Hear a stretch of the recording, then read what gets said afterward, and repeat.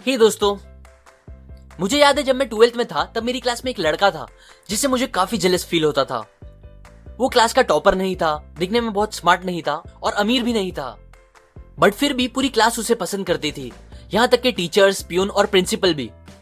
इसका रीजन ये था कि उसे लोगों से बात करने आती थी। वो बहुत ही अच्छे से उन सब से कभी भी और कितना भी बात कर लेता था बिना हेजिटेशन के। तब उसे देखकर मैं अपने आप को ये बोलता था कि अरे ये कोई बड़ी चीज तो है नहीं और मुझे ऐसा कुछ करना भी नहीं है, क्योंकि मुझे जरूरत नहीं है किसी को इम्प्रेस करने की या ऐसा कुछ। जबकि रियलिटी तो ये थी कि मुझे अपने फ्रेंड्स के अलावा और किसी से बात करने बहुत ऑकवर्ड लगता था। मैं ये सब बहाने मार के बस अपने आप को एक्सक्यूज देता था, जो कि गलत था, क्योंकि लोगों से बात करना और कम्युनिकेट करना हमारी लाइफ का एक बहुत बड़ा हिस्सा है और ये एक ऐसी स्किल है जो हम सबको अच्छे से आनी ही चाहिए। पर सैडली हमारा एजुकेशन सिस्टम इस इंपॉर्टेंट स्किल को बढ़ाने के लिए ज्यादा हेल्प नहीं करता और हम खुद भी ड्यू टू इंटरनेट और सोशल साइट्स इस चीज पर ध्यान देने को एकदम भूलते ही जा रहे हैं। लेकिन रियलिटी यह है कि हमारी पर्सनल और प्रोफेशनल लाइफ में सक्सेस पाने के लिए ये स्किल बहुत ज्यादा इंपैक्ट करेगी। मैंने पहले भी अपने एक वीडियो में बताया है कि बातों में बहुत पावर होता है और उससे हम कुछ भी अचीव कर सकते हैं। आप बात करके बड़ी बड़ी डील्स क्रैक कर सकते हो, लोगों को इंस्पायर कर सकते हो, अपने रिलेशनशिप्स को अच्छा कर सकते हो और किसी का भी दिल जीत सकते हो। सो आज मैं आपको कुछ सिंपल ट्रिक्स बताऊंगा जो आपकी ये स्किल को इंप्रूव करने में आपकी हेल्प करेगा। So let's begin. Technique number 1, the flooding smile. William B Stanhard एक स्टॉक ब्रोकर थे। उनकी शादी को 18 साल हो गए थे, पर वो हार्डली कभी अपनी वाइफ से बातें या हंसी मजाक करते थे। वो अपनी लाइफ से ज्यादा खुश नहीं थे और उनके रिलेशन दूसरे लोगों के साथ भी अच्छे नहीं थे। वो कभी किसी से बिना रीजन बात नहीं करते थे और ना ही कोई कभी उनसे बात करने की कोशिश करता था। वो अपनी लाइफ से बहुत परेशान हो रहे थे। सो सिचुएशन को बेटर करने के लिए उन्होंने डेल कार्नेगी के एक क्लब में मेंबरशिप ली। वहां उन्हें चीजों को बेटर करने के लिए एक सिंपल सा टास्क दिया गया। टास्क ये था कि उन्हें हर घंटे में एटलीस्ट एक बार किसी भी एक इंसान को देखकर स्माइल करनी होगी। उन्होंने इसे सीरियसली लिया और फिर उसे अप्लाई करना स्टार्ट किया। नेक्स्ट डे वो हमेशा की तरह उठे, पर आज उन्होंने नाश्ता करने से पहले अपनी वाइफ को एक स्माइल दी और गुड मॉर्निंग कहा। ये देखकर वाइफ एकदम शॉक हो गई कि आज वो इतना अलग क्यों बिहेव कर रहे हैं। तब उन्होंने अपनी वाइफ को बताया कि फिक्र करने की बात नहीं है और अब से ऐसा रोज होगा। ये सुनकर वाइफ को शॉक भी लगा और बहुत अच्छा भी फील हुआ। फिर उन्होंने रास्ते पे लोगों को देखकर उन्हें भी स्माइल देना स्टार्ट किया। न्यूज़पेपर वाले को, टिकट वाले को, एलिवेटर बॉय, अपने कलीग्स को और ऑलमोस्ट सबको देखकर उन्होंने स्माइल करना स्टार्ट कर दिया। ये करते हुए उन्हें एक बात रियलाइज हुई कि अब जिन्हें भी वो स्माइल करके देखते थे वो भी उन्हें रिटर्न में स्माइल करके देखता था, जो उन्हें काफी अच्छा फील कराता था। और बिकॉज ऑफ दिस अब धीरे धीरे उनके कलीग्स ने भी उनसे बात करना स्टार्ट कर दिया था और बात करने पे ये भी बताया कि कैसे पहले वो लोग उन्हें एक खड़ूस इंसान समझते थे। ये टास्क करके उन्हें कहा गया था कि वो अपने एक्सपीरियंस दूसरे मेंबर्स के साथ भी शेयर करें। सो उन्होंने एक लेटर में ये सारी चीजें बताई और कहा कि इस एक सिंपल चीज ने उन्हें और उनकी वाइफ को इतनी खुशी दे दी है जितनी कभी उन्हें सालों में भी नहीं मिली थी। सो आप लोग भी जब भी किसी से बात करते हो या जब आप बात नहीं भी करते फिर भी अपने फेस पर एक स्माइल रखो। ये चीज आपकी अट्रैक्टिवनेस और कॉन्फिडेंस बढ़ा देगी और दूसरी तरफ आपका ब्लड प्रेशर और स्ट्रेस भी कम करेगी, जिससे आपकी हेल्थ भी अच्छी रहेगी। बात करते टाइम फेस पर हल्की सी स्माइल रखना सामने वाले इंसान को सेफ और अच्छा फील कराती है।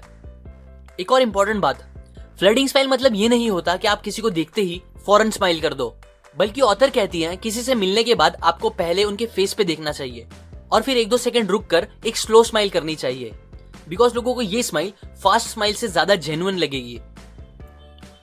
Technique number 2, the sticky eyes.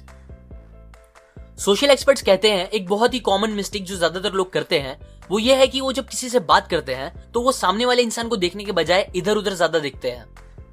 अब उनके इधर उधर देखने का रीजन कुछ भी हो, लेकिन ये चीज सामने वाले को ये सिग्नल देती है कि आप उनकी बातों में इंटरेस्टेड नहीं हो और ऑब्वियसली ये बात किसी को पसंद नहीं होती। सो अगर आपको सामने वाले के साथ अच्छा रिलेशन बनाना है या एक अच्छी कन्वर्सेशन करनी है तो कभी भी ये सिली मिस्टेक मत करो। बेस्ट ये है कि आप बात करते टाइम लोगों की आंखों में देखो और आई कांटेक्ट बनाओ।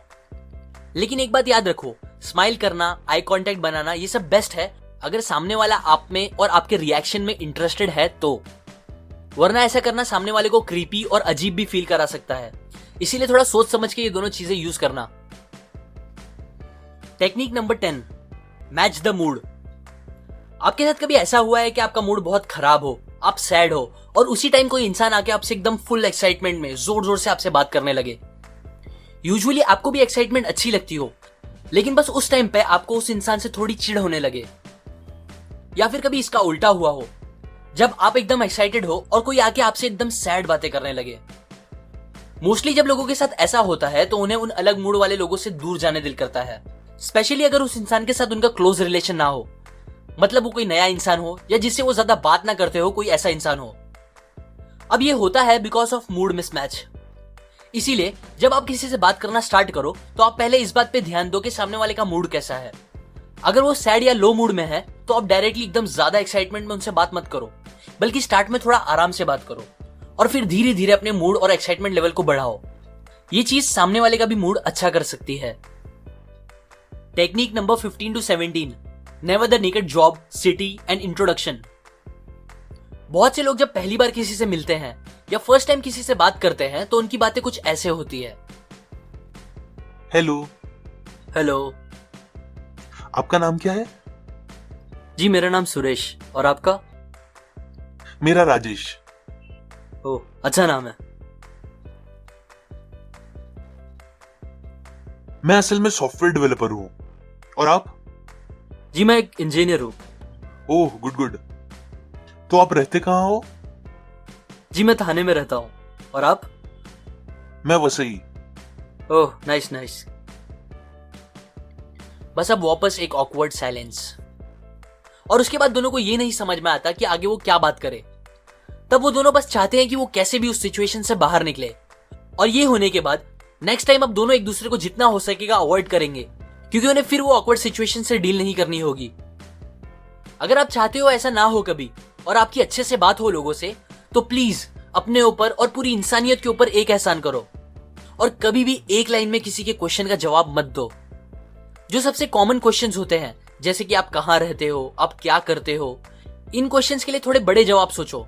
मतलब आप पता करो कि आप जहां रहते हो वहां के कुछ फैक्ट्स, कुछ इंटरेस्टिंग बातें जो आप लोगों को उस जगह के नाम के साथ और बता सकते हो। वैसे ही आपके प्रोफेशन से रिलेटेड कुछ इंटरेस्टिंग बातें जो आपको लगता है लोगों को या आपको खुद को बात आगे बढ़ाने में मदद करेगी, वो बोलो। और प्लीज अगेन, अगर आप चाहते हो आपकी अच्छे से बात हो सामने वाले से, तो उन्हें कभी भी बस एक लाइन का आंसर मत दो। Technique number 20, parroting. पैरेट एक बहुत ही ब्यूटीफुल बर्ड है जो हमारा दिल इजीली जीत लेता है, और वो भी बस हमारे कहे गए कुछ वर्ड्स को रिपीट करके। किसी से बात करते टाइम अगर आपको आगे क्या बोलना है ये नहीं समझ आ रहा और आप चाहते हो आपकी बातें आगे बढ़ती रहे, तो आप ये टेक्निक यूज कर सकते हो जिसे कहते हैं पैरेटिंग।